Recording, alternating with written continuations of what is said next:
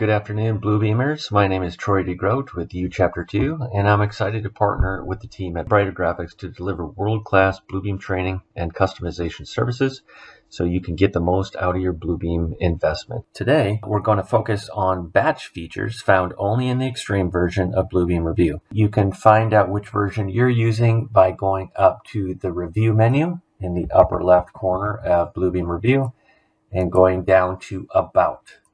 A window will pop up here, what version you have up here. Next, we're going to jump down to Flatten. Under the Flatten Markups window, here you can see all the different things that you can pick and choose what you want to flatten. Doesn't have to be everything. The things I want to point out here, though, in this window is you can exclude filtered markups, only do currently selected markups, things like that. But the one to be careful of here is allow markup recovery or unflatten. So you can check this box and be able to unflatten things and make adjustments and flatten them again. Just be aware that if the user on the other end that you're sending this to is aware of this checkbox, they might be able to unflatten them as well. So a lot of people flatten things so that people can't manipulate them. Just know if they know about this check mark, they might be able to go in and unflatten your markups. Okay.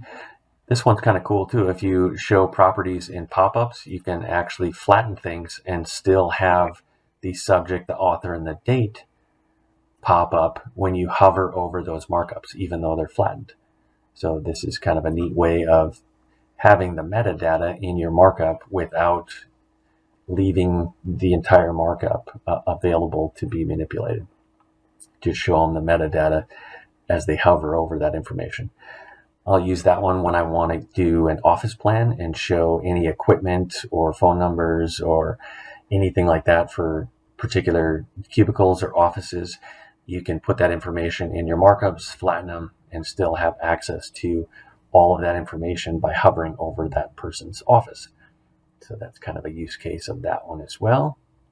I hope you all took notes and enjoyed the detailed introduction to Revu's batch tools.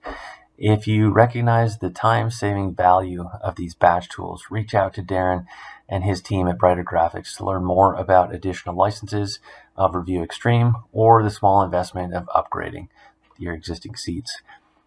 And as always, if you have any questions regarding training or customization services for your company, don't hesitate to reach out to our team as well.